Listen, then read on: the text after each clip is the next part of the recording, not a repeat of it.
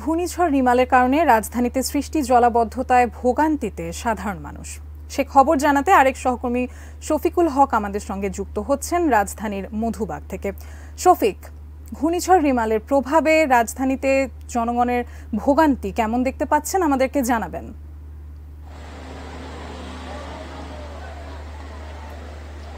আদ্রিতা, আপনি জানেন যে ঘূর্ণিঝড় রিমাল চলে গেলেও কিন্তু তার যে প্রভাব সেটি কিন্তু এখনো রয়েছে এবং রাজধানীতে সেই ভোররাত থেকে শুরু হওয়া যে বৃষ্টি সেটি এখনো চলছে, থেমে থেমে বৃষ্টি গুড়ি গুড়ি। এবং সেই বৃষ্টির প্রভাবে যেই জলাবদ্ধতার খবরের কথা আপনি বলছিলেন, আমাদের সহকর্মীরা কিন্তু সেই সকাল দুপুরের পর থেকেই কিন্তু আসলে জলাবদ্ধতার যে খবর সেগুলো দেখাচ্ছিলেন। এবং আমরা এখন রয়েছি রাজধানীর মধুবাগ এলাকায়।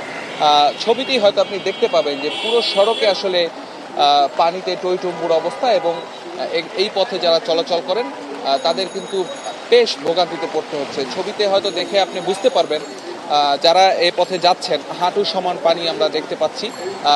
যদিও আমরা সড়কের একেবারে প্রধান সড়কের সাথে থাকার কারণে এখানে কিছুটা পানি কম, কিন্তু এই সড়কটি ভেতরের দিকে যতদূর গিয়েছে এবং অনেকের সাথে আমরা কথা বলে যেটি জানতে পেরেছি ভেতরে পানির পরিমাণ আরও বেশি। এবং যেই ড্রেনেজ ব্যবস্থার কথা যদি বলি, এখানে পানি নামছে কিন্তু এত পরিমাণ বৃষ্টি হয়েছে যেই চাপ আসলে সামাল দিতে হিমশিম হতে হচ্ছে। আপনাকে আগেই বলছিলাম যে 116 মিলিমিটার বৃষ্টি রেকর্ড করা হয়েছে আজকে ঢাকায়।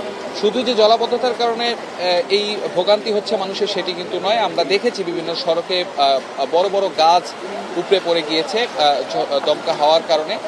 সেসব কারণেও কিন্তু রাস্তায় প্রচণ্ড যানজটের সৃষ্টি হয়েছে। এর আগের খবরেও আপনাকে দেখাচ্ছিলাম যে হাতিরঝিলের মতো সড়কে কিন্তু দীর্ঘ সময় যানজট লেগেছিল রাস্তায় গাছ ভেঙে পড়ার কারণে। তো সবকিছু মিলিয়ে এই যে ভোগান্তি, এই ভোগান্তি যে আসলে কখন শেষ হবে সেটি নির্দিষ্ট করে বলা যাচ্ছে না। কারণ আপনি জানেন আবহাওয়া অফিস কিন্তু এরই মধ্যে বলেছে যে এই যে চলমান যে বৃষ্টিপাত সেটি কিন্তু আগামী কালও কিন্তু অব্যাহত থাকতে পারে, এরকম একটি পূর্বাভাস তারা দিয়েছে। তো আমরা মধুবাগে ছিলাম, এখানে আসলে জলাবদ্ধতা তীব্র পর্যায়ে রয়েছে এবং রাজধানীর আরও অনেক সড়কে এই জলাবদ্ধতা রয়েছে, যার কারণে মানুষের ভোগান্তি হচ্ছে। তো আদ্রিতা, এই ছিল মধুবাগ থেকে মানুষের ভোগান্তির যে খবর তার সবশেষ জলাবদ্ধতার কারণে।